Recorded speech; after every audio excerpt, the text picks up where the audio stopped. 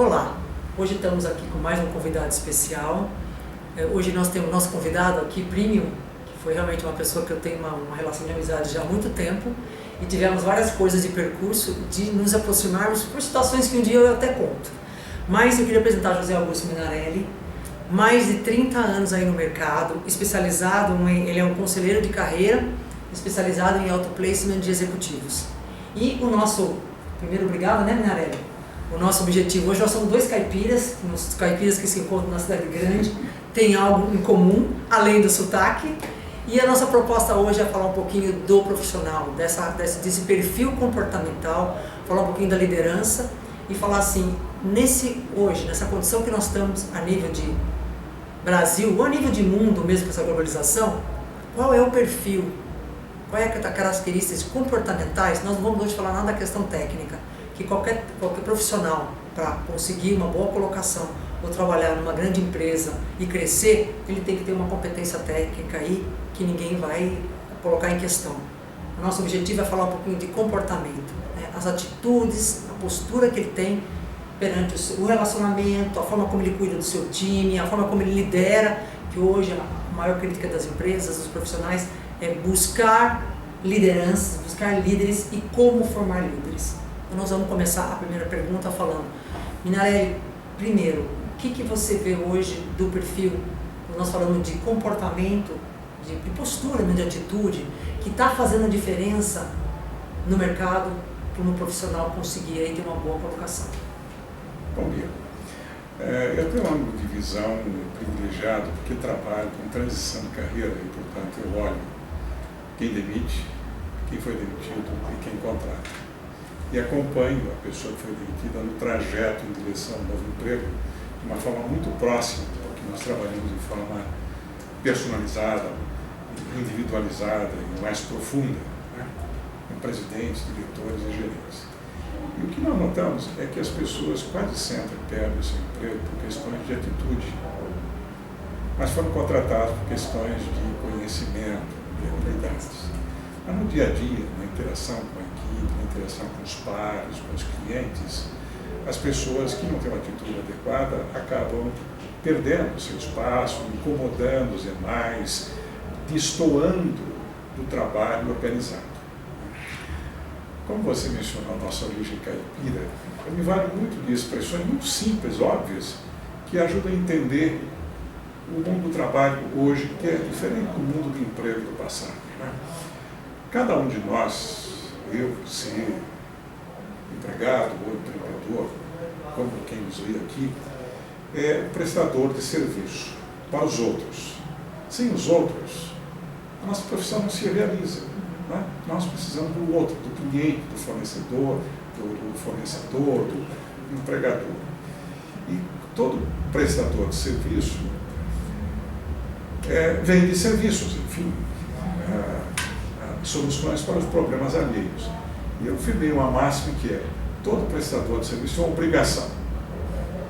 E aí vai o sotaque, prestar serviço que preste. Você não presta, não é? Prestar serviço que preste. E aí entra a questão atitudinal. Prestar serviço que preste com presteza, com vontade, atitude, gentileza, porque é uma relação humana que começa com a oferta do serviço, o exame da qualidade, da contribuição. Aquela história do pacote do pão na padaria, servir bem para servir sempre. E hoje em dia, com o mundo com intensa concorrência, servir melhor para você servir antes que os outros. Servir bem para servir sempre é default, é obrigação. Né? Se você está no mundo competitivo, você tem que servir melhor. Uhum. E também acompanhar a evolução da demanda, porque as pessoas ficam satisfeitas com o patamar de atendimento, depois que querem mais. E também tem concorrência, que tem inovação, que tem outros modelos, outros serviços. E você acha... Mas deixa eu terminar. Uhum. Prestar serviço que preste com presteza, para ter, sabe o quê? É marca de chocolate. Marca de chocolate. Marca de chocolate. Prestar serviço que preste com presteza para ter... Prestígio. Prestígio. Marca, fama, respeito. O prestígio é decorrência do serviço que preste, prestado com prontidão, com gentileza. Então, essa é uma uma regra assim, universal, porque nós dependemos dos nossos clientes e eles nos contratam e nos mantêm se nós compreendermos esta relação de troca, se nós formos provedores de solução. Então você me entra, e como que você vê esse profissional no mercado de hoje para alcançar esse prestígio? Ele ter presteza, ele ser gentil, ele ser hospitaleiro, como é que você está vendo se ele está indo nessa linha ou está fazendo o caminho contrário de dizer, sou tecnicamente o melhor que tem, mas eu deixo esse lado mais comportamental no segundo plano? Olha, as pessoas foram educadas para serem bons técnicos, né? E a formação universitária, a formação escolar, privilegia conhecimentos científicos, conhecimentos técnicos para produzir resultado. Só que o resultado é produzido na relação com as pessoas. E poucos são os lugares que ensinam a interatividade, a relação, a comunicação, que é necessário nas organizações para trabalhar em conjunto, que é necessário para você conquistar cliente, para manter cliente. Vender, por exemplo. Vender é estabelecer relacionamento de longo prazo, né? Eu ensino as pessoas a vender o próprio serviço, mesmo que elas sejam empregadas, porque quem sabe vender o seu serviço, mostrar o valor da sua contribuição em benefício do outro, sabe gerar trabalho e renda. E no mundo atual, em que os empregos não são suficientes para todos, mas os problemas são em grande volume, você tem a oportunidade de prestação de serviço nos problemas alheios, que são fonte de contratos, são fonte de projetos, são fonte de algum tipo de trabalho remunerado, desde que a pessoa tenha uma mentalidade mercadológica que inclui a habilidade de vender, que eu tenho difundido como uma atitude nobre. Nós trazemos do passado a ideia de que vender é uma atividade menor, de amolar o próximo, empurrar, de enganar. E hoje em dia, a venda de serviços passou por um processo de depuração, de aperfeiçoamento, mas muita gente ainda não entendeu que vender faz parte do trabalho. Que não tem nada de... Que não é feio, que não é menor. Que não menospreza ninguém. Isso. Porque nós vamos promover a troca. E se nós tivermos o real interesse de ajudar as pessoas, vender se torna um ato nobre. Eu não tenho nenhuma vergonha de vender meu serviço de apoio, de orientação, de aconselhamento às pessoas que precisam, porque eu entendo que o que eu faço é útil e ajuda a outra pessoa a resolver o problema. Portanto, eu sou um provedor de solução. Mas e acho que todos nós somos provedores de solução. Sim, mas aí eu digo assim, o que se vê muito é assim, o imediatismo nesses objetivos claros de ou uma recolocação, ou uma facilitação de informação, de acesso, enfim, de trocar experiências com o outro. Muito ligado à questão, cuidar deste relacionamento, cuidar desta relação. E os executivos, tantas vezes, eles querem soluções, respostas rápidas, mas quando eles estão numa posição muito confortável numa empresa cujo sobrenome é muito forte, as pessoas deixam de se preocupar tanto com esta relação. E aí, no momento, qualquer momento de crise, a pessoa, de repente, acaba perdendo o seu emprego e ele se vê aí, quais foram os laços, quais foram as relações que eu criei. Então, por que é tão difícil colocar isso que você colocou? Temos que cuidar, não temos que ter medo de vender. Mas para mim vender, eu tenho que me relacionar bem para poder vender. E para mim, me colocar em qualquer outra situação, me recolocar, eu preciso ter cultivado essas minhas relações. Aí eu pergunto, por que isso não é uma coisa assim, como é na vida pessoal, também não é no profissional, pensando que dá trabalho, mas que ninguém vive sem? Olha, o relacionamento proporciona um capital mais poderoso que o dinheiro, que é o capital social.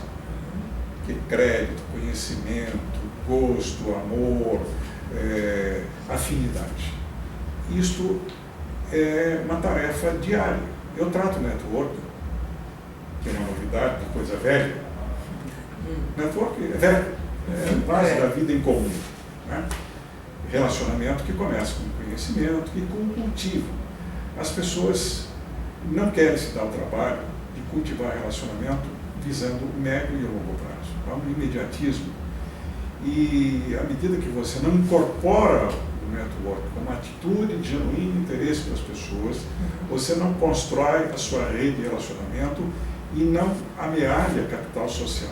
Na hora da precisão, da necessidade, do aperto, do sufoco, você precisa de gente. E você se vale das pessoas com as quais tem vínculo. E elas te dão a ajuda na proporção do crédito que você merece. Isso aí, no crédito que você merece. Se você não cultivou quando não precisava, é difícil receber quando precisa. Isso dá trabalho, mas vale a pena. E esse trabalho diluído ao longo dos anos, você faz diariamente. É a gentileza com o porteiro. Ele é incorporado, né? Ele é incorporado no seu dia a dia, que você nem percebe mais. Você já faz, o seu amigo faz aniversário, você cumprimenta.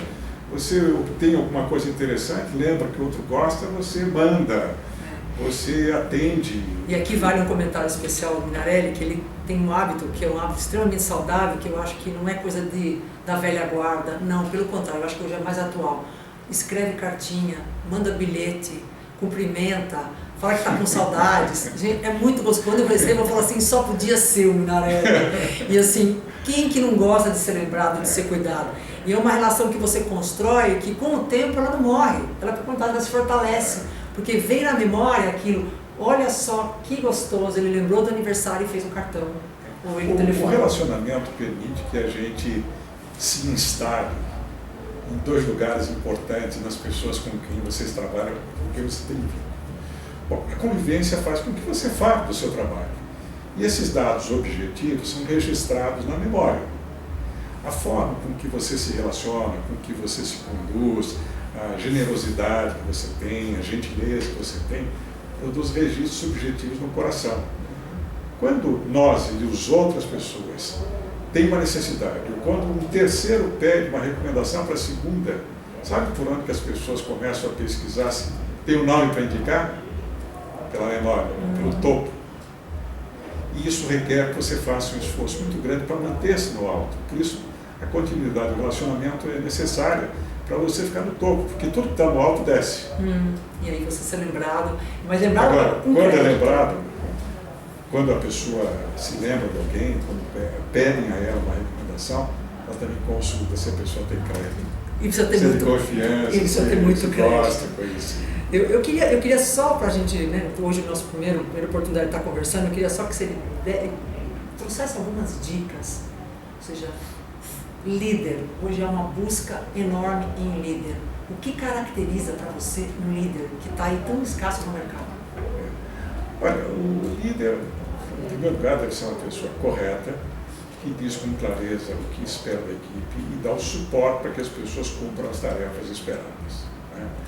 É alguém que ajuda, que incentiva, que reconhece o esforço de acertar e dá o suporte quando a pessoa não sabe, não acerta, para que as pessoas cresçam, para as pessoas tenham reconhecimento, para que as pessoas tenham um ambiente de trabalho, geralmente em equipe, que seja saudável, ou seja, um ambiente gostoso de trabalhar, de respeito. Isso tudo é dado pelo maestro.